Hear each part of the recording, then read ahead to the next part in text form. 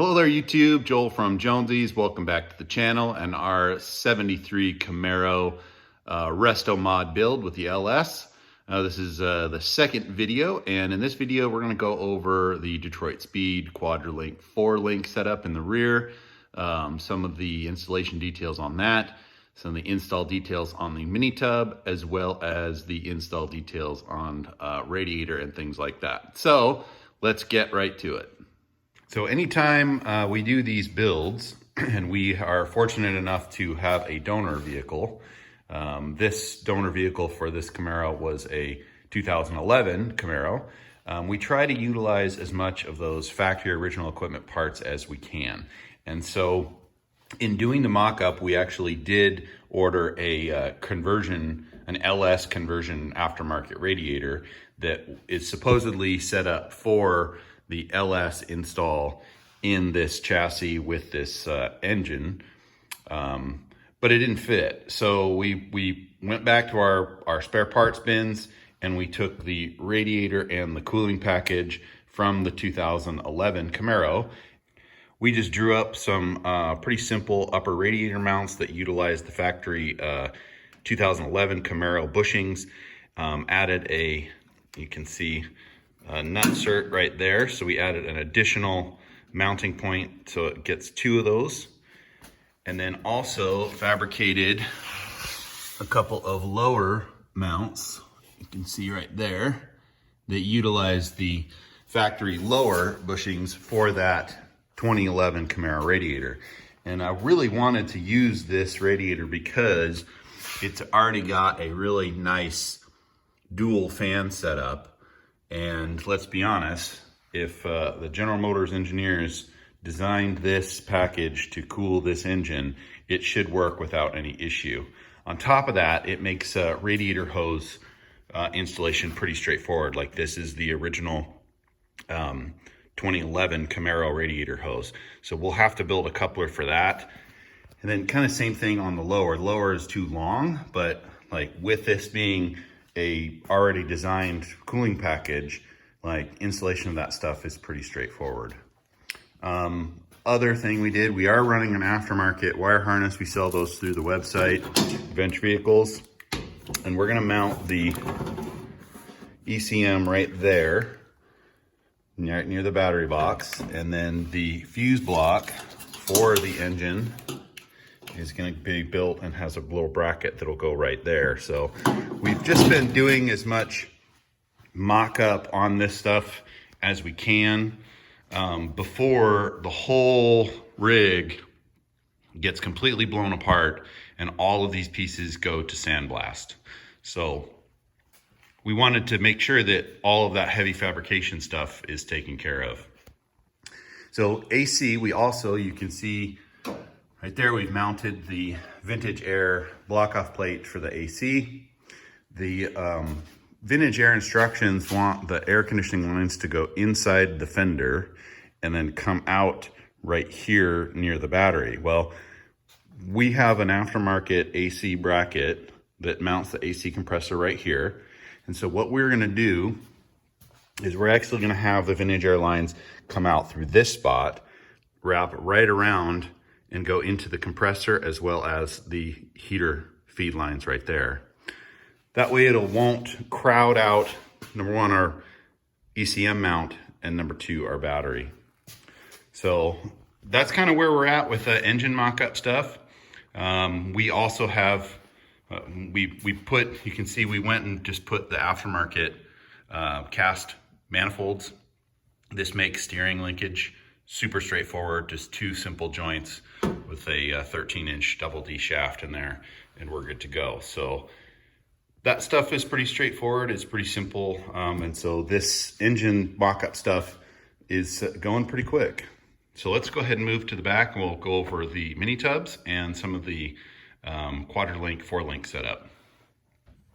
So here you can see how the mini tubs fit. They are look like they are just meant to be here, like they're original equipment piece. Now, these pockets right there are for the upper links on the Quadrolink 4-link rear suspension setup, and they will require some seat modification. So we're gonna modify the seat frame on that, but you can see the mini tubs, they just look like they were meant to be there. Lots and lots of cutting and grinding. So let's go to the trunk. In the trunk right now, we have mocked up a, you can see the filler neck right there, it's all taped off. We have mocked up a tanks, fuel injection ready fuel tank. And it actually has cutouts. You can see that corner is cut out. That corner is cut out so that we can run exhaust right through here.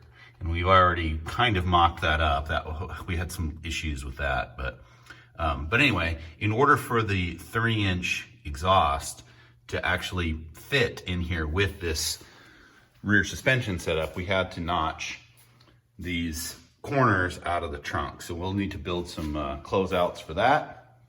And then our exhaust will have enough space. So let's go up in the air and we'll take a look at the other install details of those 4-link parts.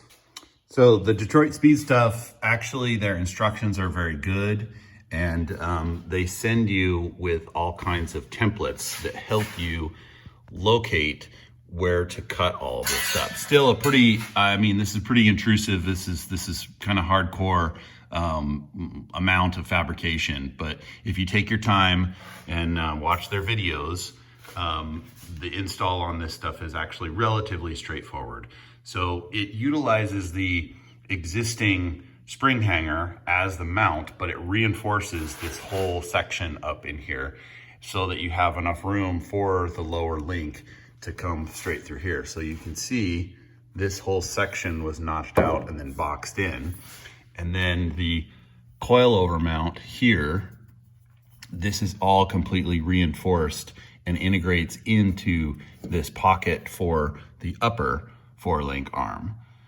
So all of this stuff is like doubled up on the quantity of steel for the existing unibody type frame rail. So like I said, lots of cutting, lots of fitting, lots of trimming, and then a lot of welding. And the welding can be a little challenging because you're dealing with relatively thick material here, trying to weld to pretty thin floor pan stuff. So we were fortunate enough to start out with a car that didn't have any real rust issues.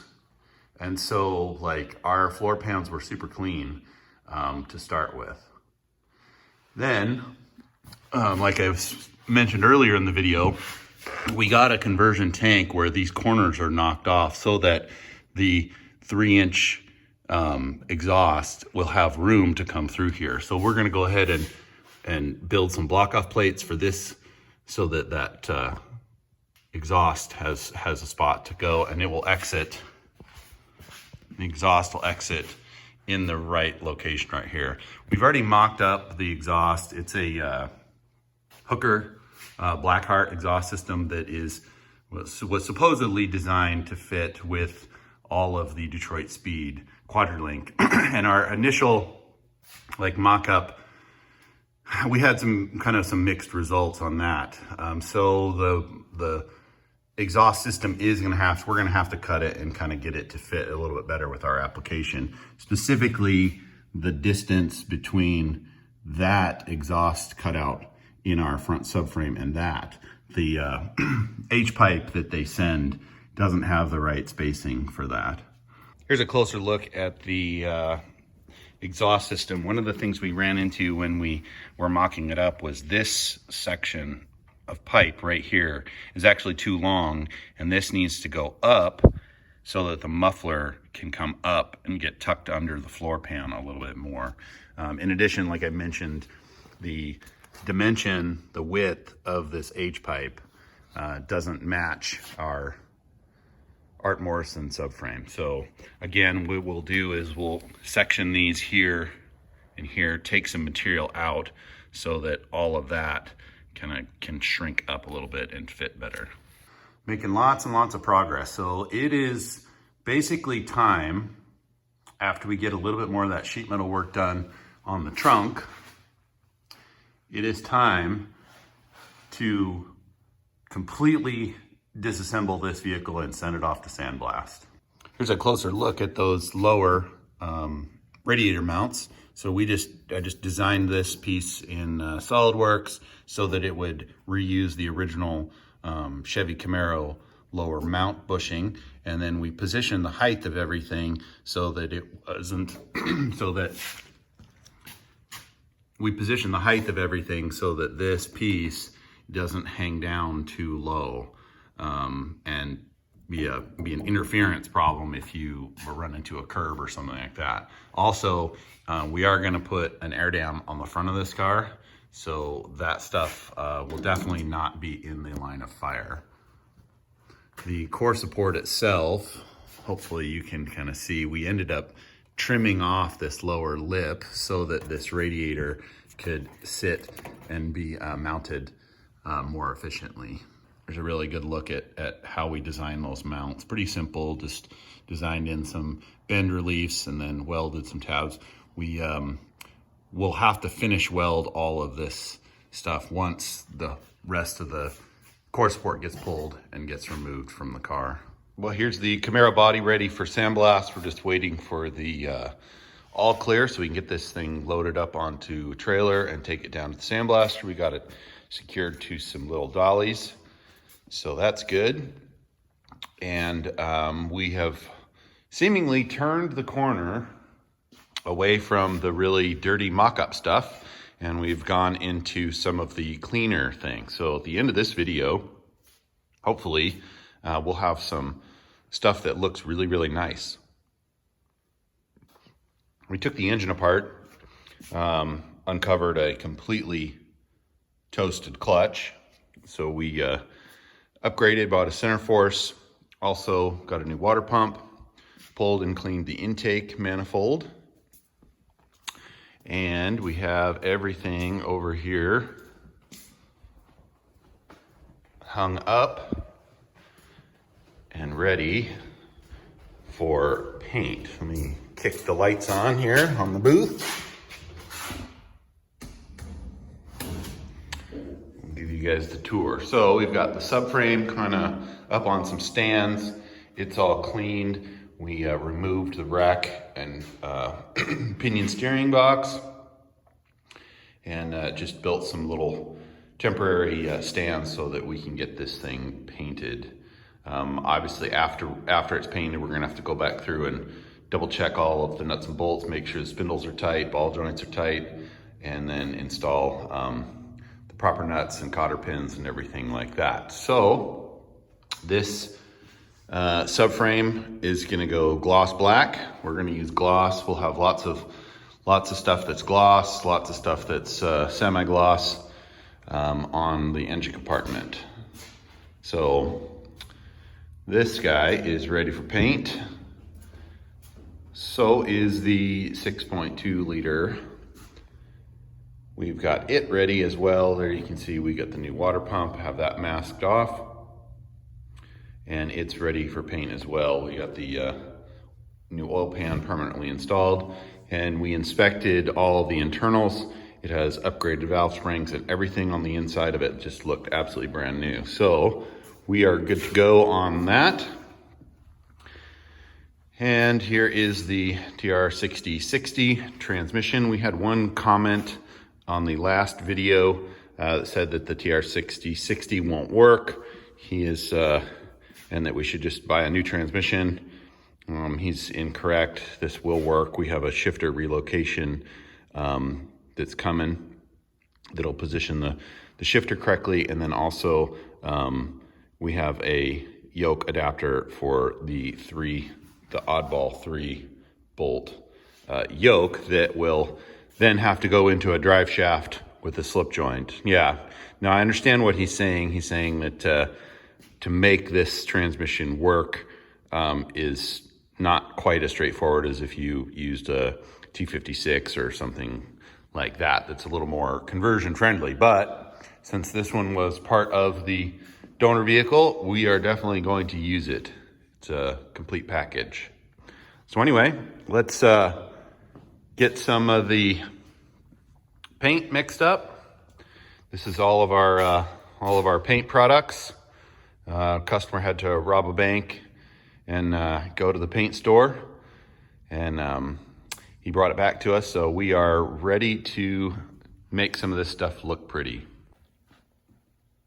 Over here we've started to lay out all of our brake components. And there you've got the coilovers, as well as bracketry and accessories that all need to be cleaned up and made to look nice. There's our coil packs and our exhaust manifolds. So we just try and stack everything up on shelves so that we can keep it organized. These are the nice Willwood brakes that will have a matching brake kit for the Curry 9-inch that's still on the way. Haven't actually received that yet. So anyway, we'll keep making things look nice.